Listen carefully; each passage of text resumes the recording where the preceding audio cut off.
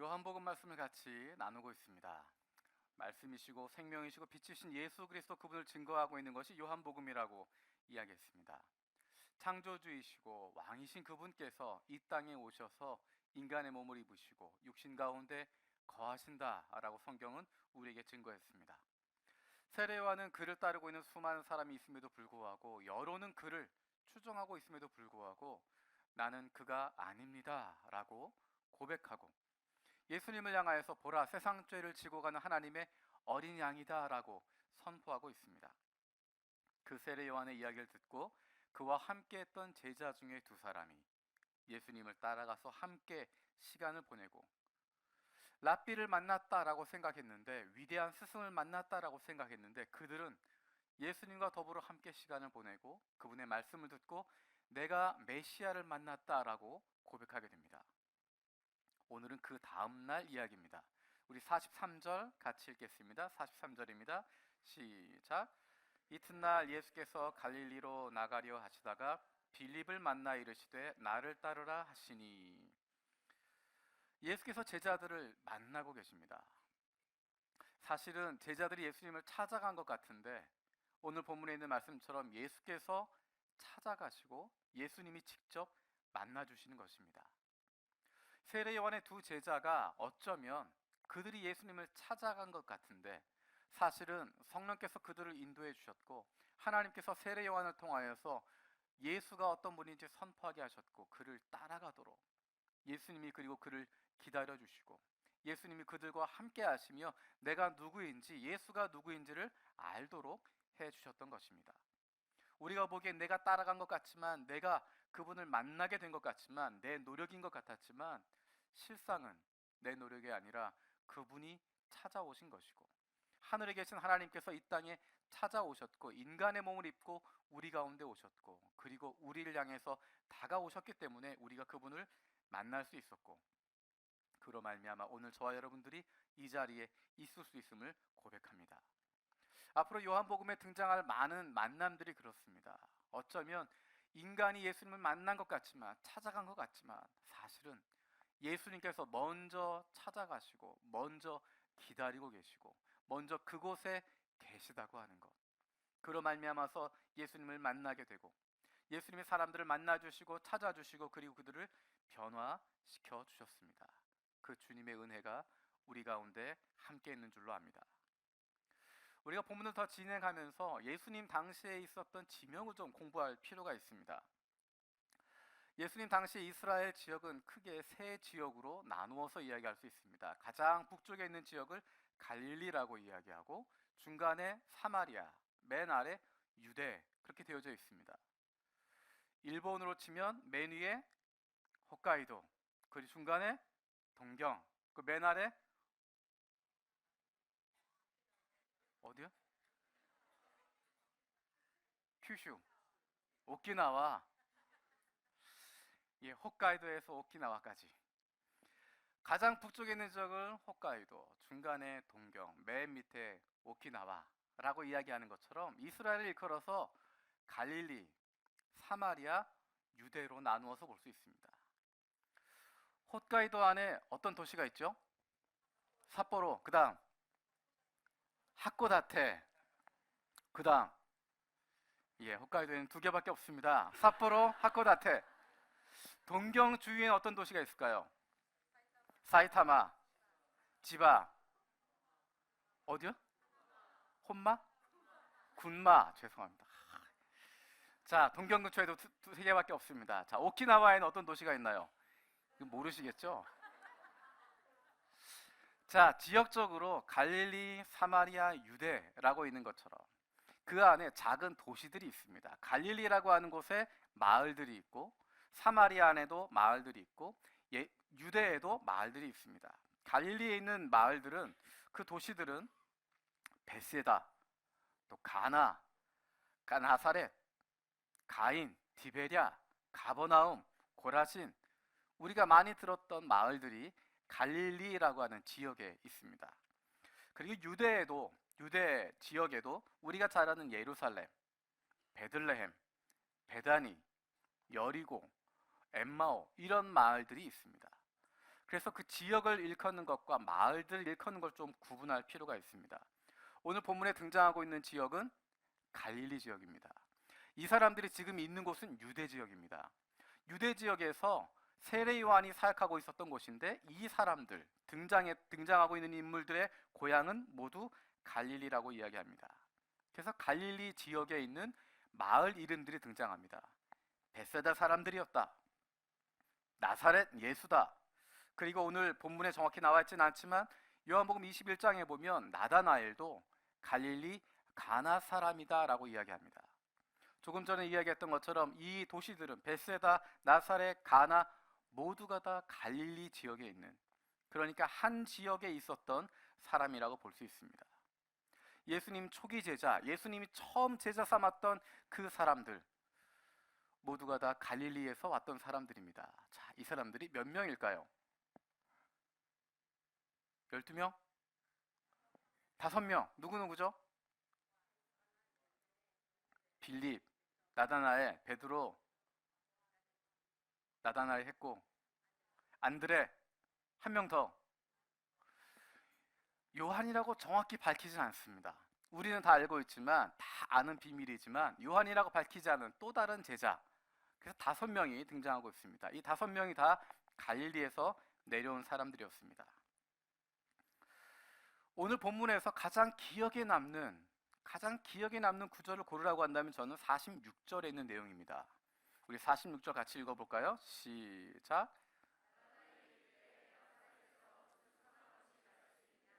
빌립이 이르되 와서 보라 하니라. 어떤 분들은 와서 보라 그것을 중심으로 보실 수도 있지만 제 마음을 제일 시원하게 했던, 제 마음이 와닿았던 것은 나사렛에 무슨 선한 게 있겠냐라는 것입니다. 빌립이 분명하게 이야기를 합니다. 내가 이런 분을 만났다. 그런데 나사렛 사람이다 라고 이야기할 때 나다나엘이 이야기합니다. 나사렛에서 무슨 선한 게 나겠냐? 지금으로 치면 사이타마에 선한 것이 있겠냐? 죄송합니다. 사이타마에 살고 계신 분들. 그런 느낌입니다. 특별한 의식을 가지고 나사렛을 천대하거나 그런 것이 아니라 아니 뭐 그 동네 선한 게 있겠어? 다 빤히 알고 있는 동네인데 그 동네 별거 없다라고 이야기하는 것입니다. 그런데 그렇게 이야기함에도 불구하고 그 동네 별거 없을 거야? 그 동네 인물이 어디 있어? 라고 이야기하면서도 그의 발걸음은 예수님을 향해서 가고 있습니다. 그렇게 말하고 끝나는 것이 아니라 그의 발걸음이 예수님을 향해서 옮겨지고 있습니다. 예수님에게 오고 있다라고 이야기합니다. 우리 47절 읽어보겠습니다. 47절 시작. 자기에게 오는 것을 보시고 그를 가리켜 이르시되 보라 이는 참으로 이스라엘 사람이라 그 속에 간사한 것이 없도다. 나사렛에 뭐 선한 게 있겠어? 라고 생각하면서도 그가 예수님을 향해서 가고 있습니다. 예수님을 향해서 오고 있습니다. 그를 보면서 예수님이 말씀하십니다. 이 사람 안에는 간사한 것이 없다. 참 이스라엘 사람이다. 나다나엘이 직접 이야기하진 않았지만 아마 속으로 생각했을 것 같아요. 나를 언제 봤다고 그런 소리 하시나? 좋은 이야기이긴 하지만, 좋은 칭찬하는 이야기이긴 하지만 뭐 나를 언제 봤다고 저 사람이 나 그런 소리 하시나? 아마 그런 생각을 했을 것입니다.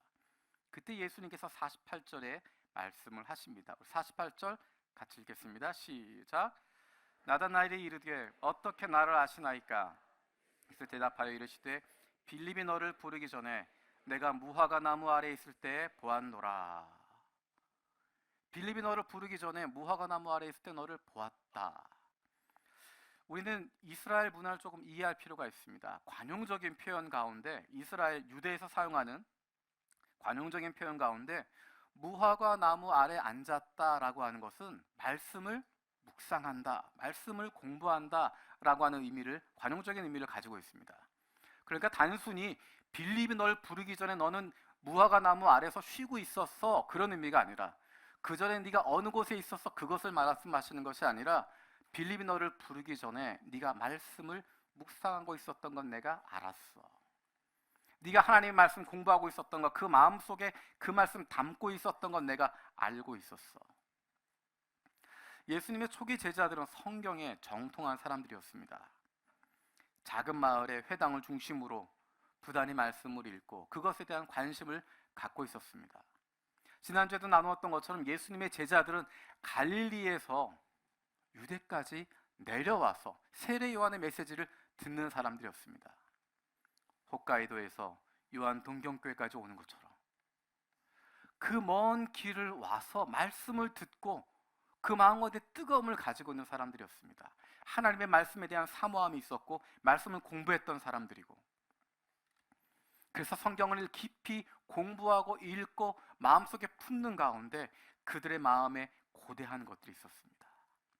그래서 요한의 두 제자도 마찬가지고, 예수님을 만나고 나니까, 말을 조금 나누고 나니까, 함께 있고 나니까 이분이 바로 메시아구나, 이분이 바로 하나님의 아들이구나 하는 것들을 깨달을 수 있었던 것입니다.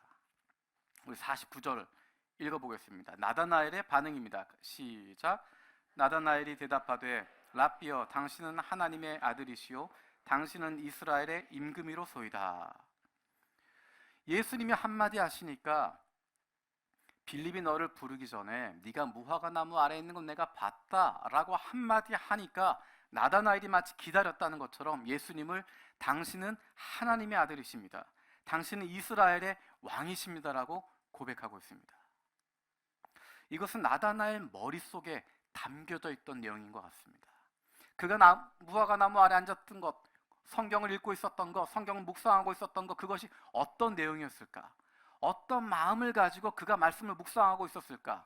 그 마음 가운데는 메시아를 기다리는 마음이 있었을 것입니다.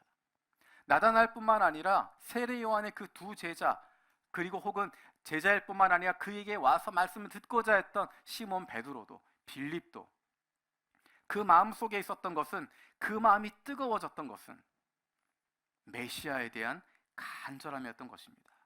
말씀을 공부하면서 혹은 그것이 마음속에 담겨져 있는 것을 보면서, 세례 요한의 메시지를 통해서, 그의 회개 세례를 통해서 내가 죄인일 수밖에 없다고 하는 것, 죽을 수밖에 없다고 하는 것, 내 앞에 심판이 놓여 있다고 하는 것, 그 메시지를 듣게 되어지면서 그들 마음 가운데 구원자에 대한 간절함이 있었던 것입니다. 그리스도에 대한, 메시아에 대한, 하나님께서 다시 우리를 구원하실 그날에 대한, 이스라엘을 회복시키실 것에 대한, 하나님 아버지께서 이스라엘을 회복하실 때가 이때입니까? 라고 하는 간절함이 그들 마음 가운데 있었던 것입니다. 그들 마음 가운데 메시아를 기다리고 있었던 뜨거운 마음이 있었던 것입니다. 그래서 이들이 세례 요한이 소개하는 그분을 만나게 되었을 때, 보라 세상 죄를 지고 간 하나님의 어린 양이라고 소개했을 때, 그분을 만났던 그 두 제자가 랍비라고 생각하고 좋은 스승 중에 한 명이라고 생각했던 그 제자들이 예수님을 만나고 나니까 이분이야말로 그리스도라고, 이분이 우리가 기다리고 있었던, 그렇게 간절히 고대하고 있었던 이스라엘을 회복하실 그리스도라고, 메시아라고 고백할 수 있었던 것입니다.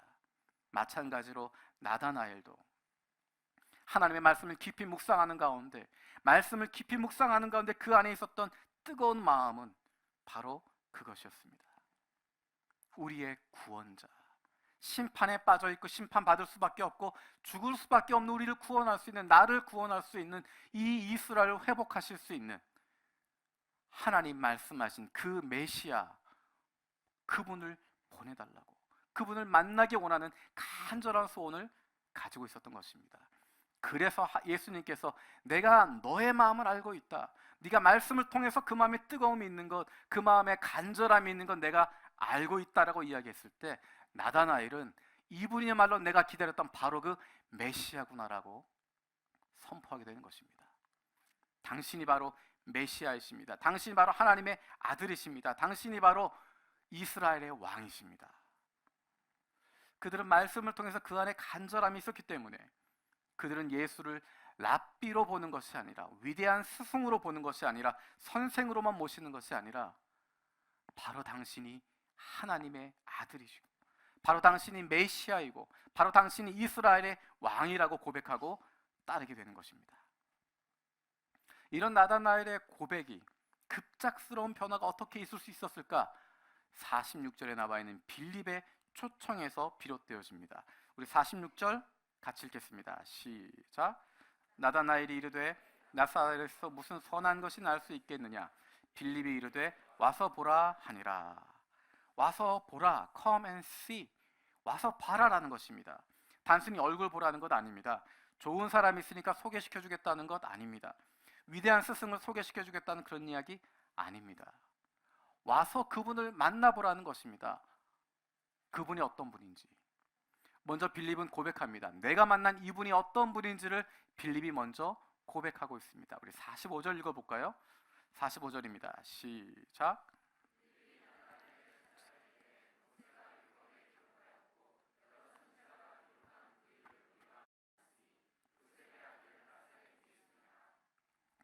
나다나엘이 맨 끝에 있었던 요셉의 아들 나사렛 예수니라 거기에 마음이 꽂혀서 나사렛에 뭐 선한 사람이 있겠어 라고 이야기했지만 빌립이 이야기하고 싶었던 것은 그 앞에 있는 내용들이었습니다. 모세가 율법에 기록하였고 여러 선지자가 기록한 그 일을 만났다. 우리는 뭐 하도 들어서 예수님 그리스도 하나님의 아들 왕 생각하지만 우리는 예수님 그럼 그런 모습 당연하게 생각하고 있지만 이스라엘 사람들에게 있어서 처음 그분을 만나는 사람들에게 있어서 그분이 어떻게 예수님을 알 수 있을까? 그들이 어떻게 예수가 그리스도라고 하는 것, 예수가 하나님의 아들이라고 하는 것, 어떻게 그것을 발견할 수 있을까? 그들은 성경을 알고 있었기 때문입니다. 모세의 글들을 읽었고 알고 있었습니다. 모세가 기록했던 모세의 오경을 그들은 알고 있었고 다른 선지자들이 기록한 내용들도 알고 있었습니다. 그래서 그 말씀을 알고 있었기 때문에 모세가 이야기했던 그 선지자, 하나님이 보내실 그 선지자가 누구인지에 대해서 알고 있었기 때문에 여러 선지자들이 예언했던 그 선지자에 대한 이야기를 알고 있었기 때문에 예수를 메시아라고 고백할 수 있었고 예수를 하나님의 아들이라고 이스라엘의 임금이라고 고백할 수 있었습니다.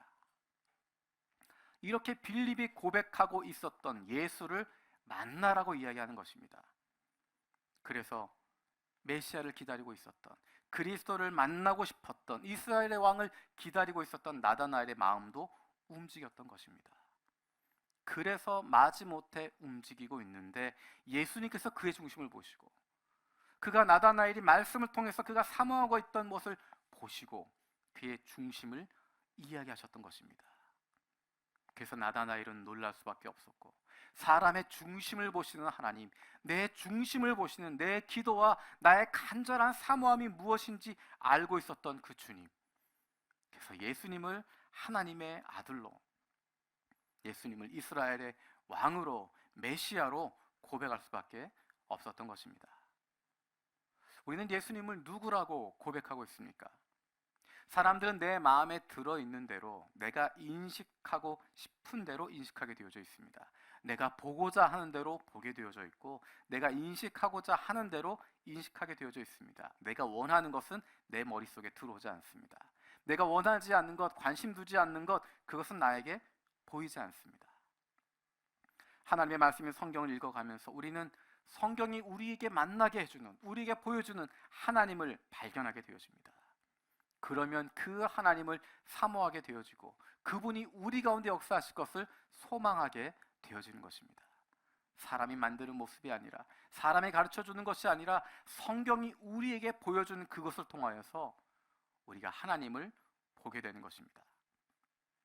제가 한 가지 말씀드릴 부분이 있습니다. 제가 사람은 잘 바뀌지 않는다라고 이야기했습니다. 더 정확하게 표현하면 사람 설교 가지고 바뀌지 않는다. 사람들 시간 지나도 달라지지 않더라. 열심히 공부하고 훈련 받아도 별로 달라지는 거 없더라. 겉모습만 달라지지 별로 변화 일어나지 않더라 라는 이야기들을 여러 번 했습니다. 왜냐하면 워낙에 달라지지 않는 사람들 많이 만났기 때문입니다. 변한 줄 알았는데, 달라진 줄 알았는데 변하지 않았던, 기대하고 있었는데 시간이 지나갔음에도 불구하고 변하지 않는 속모습을 보면서 사실 상처를 많이 받기 때문입니다. 그래서 상처받고 싶지 않은 마음에서 사람들 달라지지 않는다. 설교 아무리 열심히 해도 설교 통해서 변하지 않는다. 그렇게 이야기했습니다. 물론 그것이 다 틀리는 말은 아니지만 얼마 전에 여러 집사님들이 공통된 이야기를 해주셨습니다. 제가 페이스북을 하고 있는데 페이스북에 아주 좋은 기능이 있습니다. 1년 전 오늘, 또 몇 년 전 오늘, 그런 기능이 있습니다. 우연히 목사님 페이스북 사진을 보게 되었는데 1년 전 모습보다 확연하게 상하신 얼굴에 마음이 많이 아팠습니다. 페이스북에서 보여주는 1년 전 오늘 사진, 또 뭐 2년 전, 3년 전 그 사진들 볼 수 있는 것들, 또 여러 가지 글들을 보여주는 기능들이 있습니다. 그래서 그 이야기를 듣고 한번 자세히 봤습니다. 작년에 어땠나? 그 전에 어땠나? 그렇게 사진을 계속 쭉 보다가 모니터 구석에 비친 제 모습을 보고 깜짝 놀랐습니다. 아니, 누구세요? 라는 생각이 들었습니다. 여러분, 지금이 보기 더 좋지 않으세요? 이거 억지로. 지금이 보기 더 좋으시죠? 예, 그렇습니다. 그때는 다른 교회 목사님이었고 이제는 우리 교회 목사님인데 훨씬 보기 좋죠. 훨씬 더 멋있어졌죠? 예, 고맙습니다. 제가 얼굴뿐만 아니라 사진뿐만 아니라 글을 보면서 여러 가지 생각을 하게 됐습니다. 작년에 썼던 글들, 또 그 전에 썼던 여러 가지 글들을 보면서 어떻게 이런 글을 쓸 수 있었을까? 어떻게 이런 훌륭한 이야기들을, 이런 깊은 묵상들이 나올 수 있을까? 제가 놀라는 것은 무엇이냐면 그때 이런 글을 썼다라는 것, 지금 같은 생각을 가지고 있는 글을 썼다라고 하는 것보다 놀라운 것은 그 글을 쓰기 2년, 3년 전만 해도 제가 그런 생각하지 않았다는 것입니다. 그 시기 이전만 하더라도 제가 전혀 다른 생각을 하고 있었는데 생각이 바뀌었다는 것들을 발견하게 되는 것입니다. 잘 몰랐는데 나는 처음부터 이렇게 멋있는 사람인 줄 알았는데 시간 지나면서 바뀌었구나라는 것들을 보게 되었습니다. 그것이 몇 년 되지 않았다고 하는 것, 그것들을 발견하게 되었습니다. 그 전에 이렇게 글을 쓰지 않았었는데, 그 전에 내가 이렇게 생각하지 않았었는데 내가 변했구나. 제가 달라졌습니다. 제가 달라졌다면 다른 사람들도 변하지 않겠습니까? 제가 멋있어졌다면 다른 사람들도 더 멋있어지지 않겠습니까? 하나님께서 보시면서 석표야, 너 멋져졌다, 너 참 훌륭해졌다, 그렇게 생각하신다면 여러분을 보시면서 하나님께서도 야, 너 정말 멋있어졌다, 고생한 시간들이 있었지만, 힘들고 어려운 시간이 있었지만 그 전보다 훨씬 더 멋있어졌다, 훨씬 더 훌륭해졌다, 더 내 마음에 들게 변했다 말씀하시지 않겠습니까? 그 변화의 힘이 어디서 올까요? 그런 변화의 힘이 어디서 올까? 저는 개인적으로 그것이 말씀을 통해서 그런 변화가 일어난다고 하는 것 확신을 가지고 있습니다. 제 개인적인 경험을 통하여서도 제가 가장 큰 변화를 경험하게 되었던 것 2015년 가을입니다. 그 이후에 제 삶이 달라지고 제 목회가 새로워지게 되어지는, 전혀 그전과 다른 그림들을 그리게 되어지는, 다른 모습을 갖게 되어지는 계기가 2015년 가을부터 있게 되었습니다. 하나님의 말씀의 성경을 집중해서 읽으면서 말씀을 읽다 보니까 시간이 부족해서 다른 것 다 끊어버리고, 다른 것 생각하지 않고, 다른 것 관여하지 않고, 다른 것 간섭하지 않고 말씀에 집중하게 되어지고, 이 말씀이 나에게 주신 은혜, 그것을 사모하는 마음으로 붙잡고 있을 때 변화가 일어났고 달라지고 새로워지게 되었습니다. 제 목회가 그 전과 그 이후로 완전히 달라지게 되었습니다. 우리가 지금 읽고 있는 요한복음 저자가 누굴까요? 요한입니다. 요한의 별명이 무엇인지 아십니까?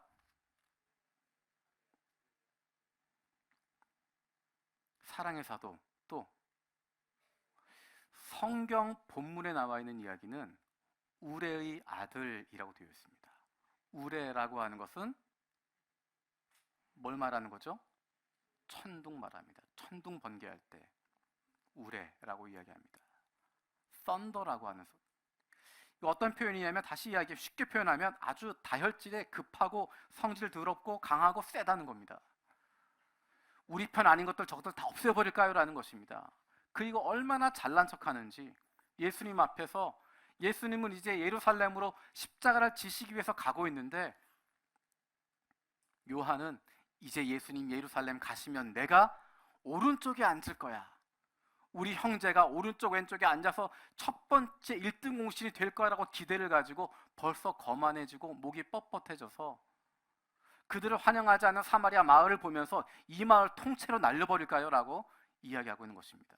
그만큼 다혈질이었고, 그만큼 성격이 급했고, 그만큼 못돼 먹은, 그만큼 거만했던.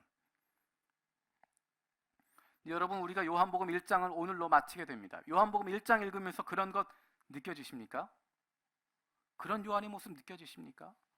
전혀 그렇지 않습니다. 자신의 모습조차, 이름조차 드러내려고 하지 않습니다. 분명히 나 요한과 안드레라고 이야기할 수 있는데, 세례요한 따르고 있었던 두 제자가 있는데 그 중에 하나는 안드레였다. 자신의 이름 드러내려고 하지 않습니다. 자신의 모습 나타내지 않습니다. 오로지 예수 그리스도에게만 집중하도록 만들고 있고, 다른 이들을 높이고 배려하고 섬기는 모습을 보이고 있습니다. 우리가 앞으로 요한복음 계속 읽어 나가면서 요한이 어떤 사람인가를 보게 되었습니다. 우리가 이야기했던 것처럼 사랑의 사도로 변하게 되어집니다. 놀라울 수밖에 없습니다.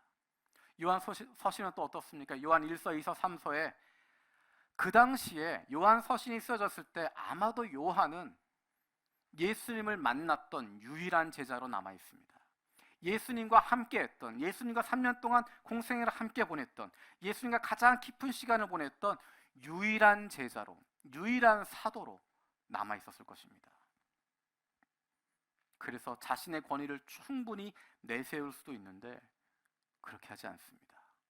예수님 말씀하신 대로 예수님 제자 가운데 끝까지 살아남았던, 마지막까지 살아남았던 위대한 사도인데, 사랑의 사도인데, 예수님의 그 큰 사랑받았던 제자였는데 자신을 드러내지 않습니다.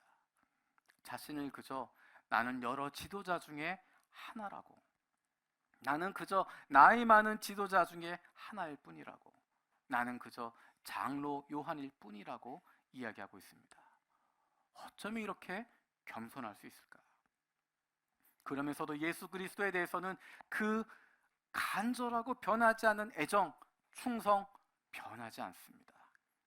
예수님이 맡겨주신 그 양무리를 돌보는 데 있어서 뜨거운 마음과 안타까운 마음, 그것은 시간이 지나가면서 점점 더 간절해지고 점점 더 깊어지고 풍성해졌습니다. 어떻게 이런 변화가 일어날 수 있었을까? 우리의 아들이라고 불리웠던 천둥 같은 사나이, 그 성격 세고 드세고 다혈질이고 성격 나빴던 요한, 그 요한이 요한복음의 요한으로, 요한 1, 2, 3서의 요한으로, 요한계시록의 요한으로 변화되었다면 저와 여러분도 달라지지 않겠습니까? 우리의 아들 같았고 거칠고 드세고 좌충우돌 하던 우리들도 요한처럼 달라지지 않겠습니까? 그래서 우리가 요한복음 말씀을 같이 나누고 있는 것입니다. 우리가 그런 변화를 기대하고 있는 것입니다. 하나님께서 우리의 아들 요한이 요한복음에 주님의 사랑받는 제자로 변화되었던 것처럼 우리 한 사람 한 사람도 변화시킬 줄로 믿습니다. 우리 요한교회도, 우리의 아들 같았던 요한교회도 주님의 사랑하시는 제자 요한교회로 변화시키실 것 믿습니다. 말씀을 통해서 하나님은 사람을 바꾸십니다. 말씀이 그 안에서 역사하시면, 그리고 그 말씀에 붙잡히면, 또한 그 말씀을 간절히 붙잡는 사모함이 있으면 달라지게 됩니다. 내가 노력해서가 아니라 하나님의 말씀에 능력이 있기 때문에, 그 큰 능력이 그 말씀 가운데 있기 때문에 그 말씀 가까이 하는 사람은, 그 말씀 붙잡는 사람은, 그 말씀 사모하는 사람은 달라질 수밖에 없고 변화될 수밖에 없는 것입니다. 하나님의 말씀에 능력이 있기 때문에 그것을 가까이 하면 달라질 수밖에 없습니다. 말씀을 통한 변화와 새롭게 되는 놀라운 역사가 저와 여러분 가운데 함께 일어나게 되어지길 간절히 소원합니다.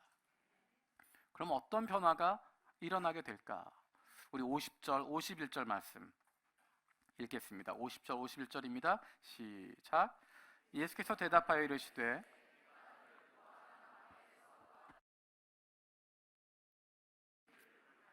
또 이르시되 진실로 진실로 너희에게 이르노니 하늘이 열리고 하나님의 사자들이 인자 위에 오르락 내리락 하는 것을 보리라 하시니라. 아멘. 예수님이 이 말씀을 들으면서 제자들이 어떤 생각을 했을까요? 여러분 머릿속에 뭐가 떠오르십니까? 창세기. 어떤 부분? 야곱, 베델, 꿈. 제가 조금 전에 이야기할 때 예수님의 이 제자들은 하나님의 말씀에 깊이 사로잡힌 사람이라고 이야기했습니다. 말씀에 관심이 있었던 사람이고, 모세가 기록했던 것들, 여러 선지자가 기록했던 것들, 그것에 정통했고 관심을 가지고 있었고 그 말씀을 사모했던 사람들입니다. 그래서 예수님이 이 이야기하실 때, 하늘 사다리의 모양을 이야기하실 때 여러분 우리들처럼 그 마음속에는 야곱이 떠올랐고 베델이 떠올랐고, 베델에서 야곱이 꿈꾸었던 그것이 떠올랐을 것입니다. 아, 야곱에게 보여주셨던 그 꿈, 베델에서 그가 꾸었던 꿈, 그것이 떠올랐을 것입니다. 여러분, 야곱이 어떤 사람이죠?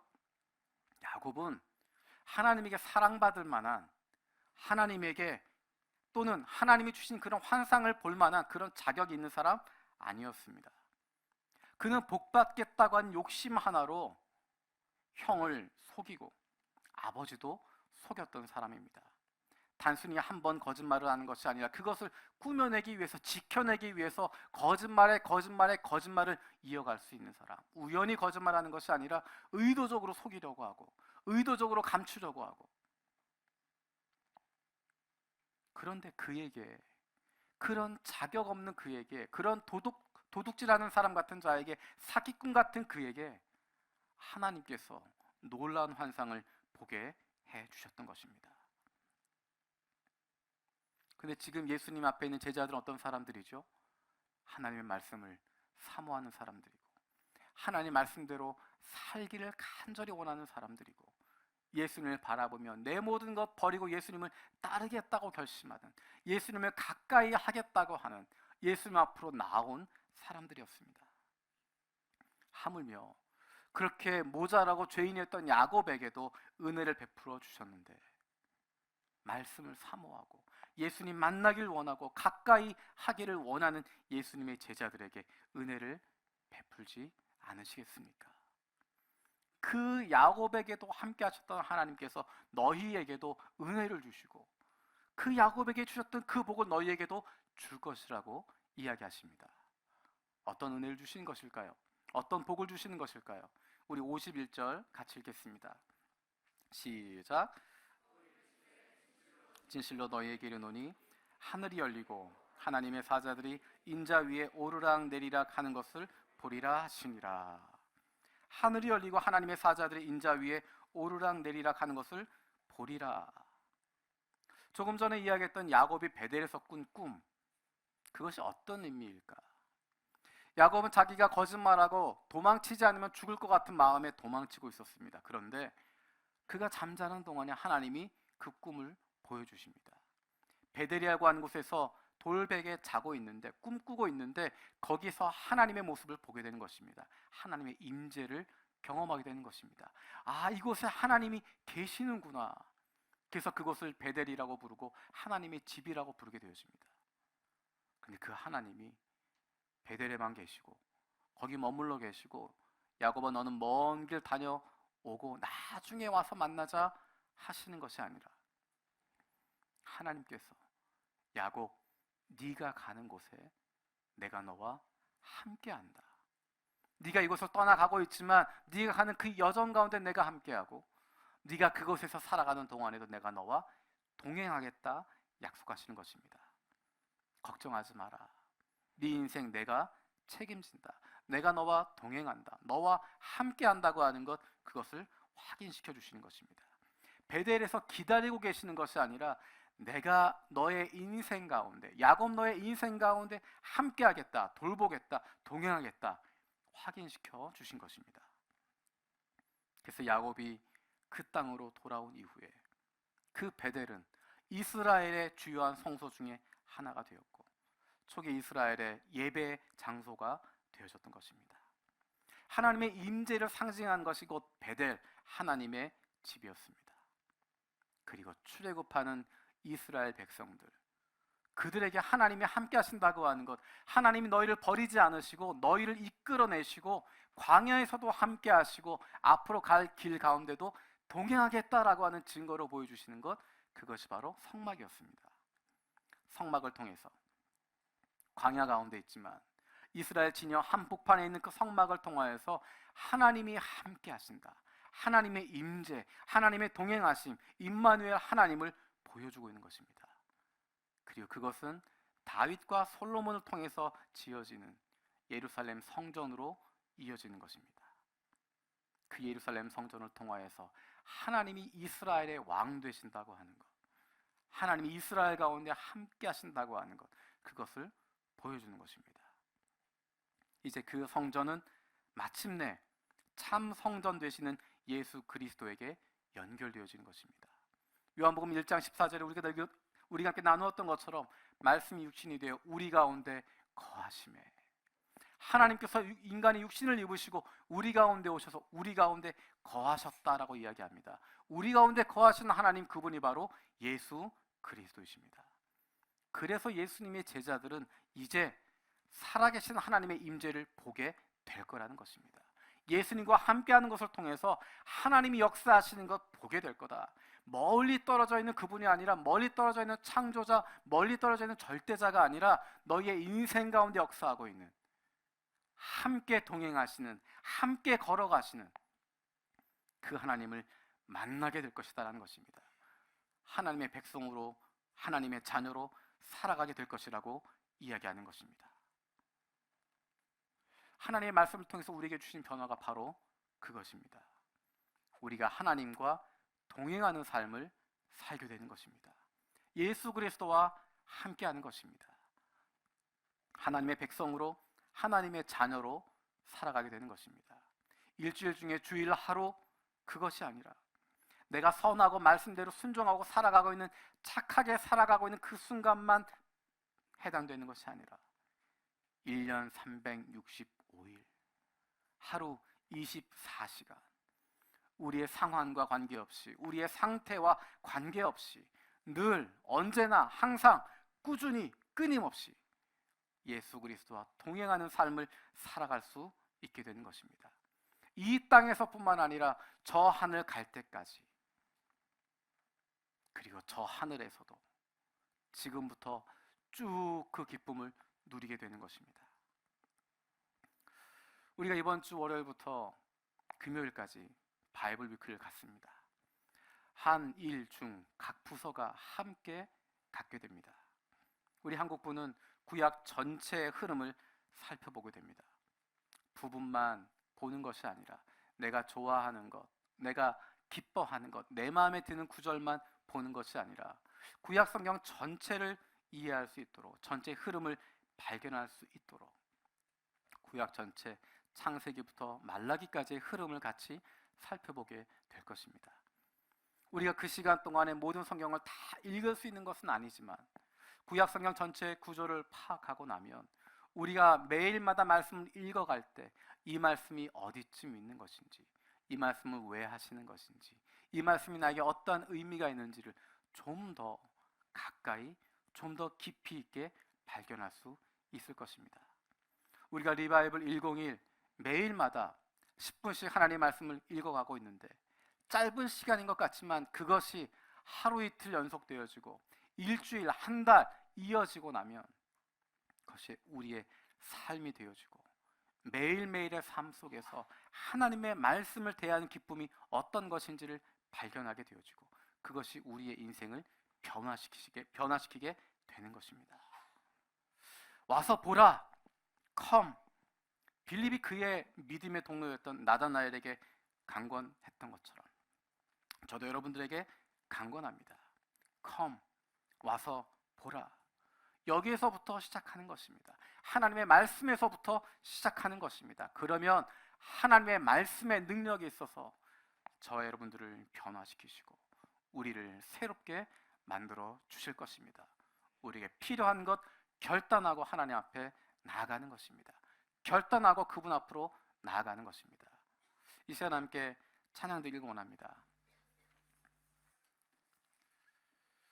come 이라고 한 찬양입니다. come, 주께 경배드리세요. 의지적인 결단이 우리 가운데 필요합니다. 와서 보라, 오라.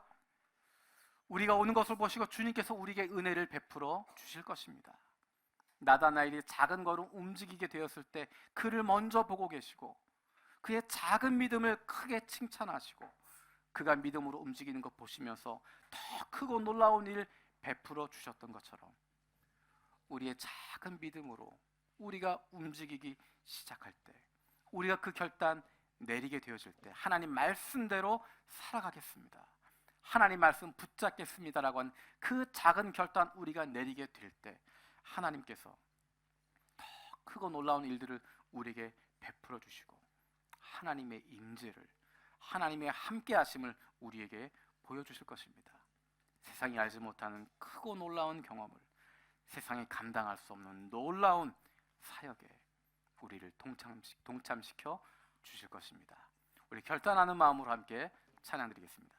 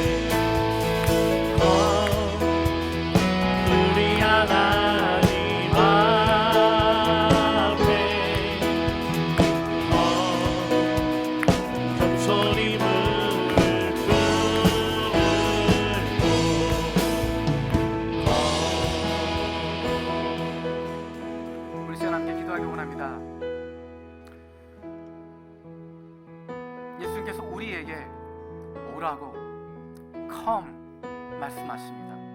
그 말씀 붙잡고 나아가면 된다고. 하나님 말씀 붙잡고 있으면, 그 말씀 가까이 하고 있으면, 그 말씀에 사로잡혀 있으면 우리의 아들이었던 요한이 요한복음의 저자 요한으로 변화되었던 것처럼 우리도 달라질 것이라고, 나도 변화될 것이라고, 우리도 새로워질 것이라고, 우리도 하나님이 원하시는 모습으로 변화되어질 것이라고, 그리고 그로 말미암아 하나님과 동행하는 기쁨을, 임마누엘 하신 하나님을 경험하게 되어지고 우리의 삶 가운데 1년 365일 하루 24시간 나와 늘 동행하시고 나와 늘 함께 하시고 나를 지켜주시고 붙들어 주신 그 하나님, 지금부터 영원까지 쭉 함께 가게 될 것이라고 우리에게 말씀하고 계십니다. 이 시간 기도할 때 하나님, 내가 그렇게 하겠습니다. 컴이라고 하는 명령에 그 이야기에 나다 나의 순종으로 나아갔던 것처럼 하나님, 나도 주님의 부르심 가운데 나아가길 원합니다. 내가 하나님 말씀 가운데 나가게 하여 주시고 하나님 말씀 붙잡게 하여 주시고 그로 말미암아 우리도 변화되게 하여 주시고 그로 말미암아 나도 하나님과 동행하는 기쁨을 누리게 하여 주시옵소서. 이 시간 함께 기도하겠습니다. 역사하신 아버지 감사합니다. 아버지 하나님, 나도 나를 변하게 합니다. 아버지 하나님, 와서 보라고 했던 믿음의 그 이야기 그가 순종하고 나아가는 것처럼 컴이라고 부르고 계신 주님의 그 부르심과 순종하고 나아가는 도와주시고 아버지 주로 말미암아 우리가 변화되게 하여 우리의 아들 이제 요한이 아버지 그렇게 변화되었던 것처럼 우리도 달라지고 원합니다. 나도 새로워지고 원합니다. 변화되었고 원합니다. 하나님 말씀으로 붙잡아 주시옵소서. 선생님 말씀과 우리를 붙잡아 주시고 새로워지게 해주시고 주만 바라보면서 도와주시고 원합니다. 아버지 우리 가운데 역사하여 주시옵소서. 하나님 우리 교회가 달라지게 해주시고 하나님의 말씀을 새로워지게 해주시고 그 말씀 가운데 주님 함께할 수 있도록 도와주시옵소서. 아버지 하나님 임마누엘 하나님 정말 도와주시고 우리와 동행하시고 함께 하시는 그 하나님 만나게 원합니다. 아버지 지금부터 영원까지 쭉 우리와 함께 하신 그분들 만나게 해주시고 주님 함께 누리게 하여 주시옵소서. 살아계신 아버지 하나님, 우리가 주님 앞으로 나아가길 원합니다. 말씀 가운데 나아가길 원합니다. 그 말씀이 우리를 변화시키실 것 기대합니다. 달라지지 않는다고 이야기했지만 우레의 아들이었던 요한이 그렇게 변화된 것처럼 하나님, 우레의 아들 같은 우리들도 그렇게 변화되게 하여 주시옵소서. 그것뿐만 아니라 하나님이 우리와 함께 하시는 것, 우리의 인생 가운데 나의 상태와 나의 상황에 관계없이 내가 믿음이 적을지라도 내가 보잘것없는 모습이라고 할지라도 세상 사람들 비난하는 그런 연약한 모습이라고 할지라도 야곱과 함께 하셨던 하나님께서 나와 함께 하셔서 1년 365일 하루 24시간 지금부터 영원까지 쭉 나와 함께 하실, 나와 동행하실 임마누엘의 하나님 경험하게 하여 주시옵소서. 감사드리고 예수님의 이름으로 기도드립니다. 아멘.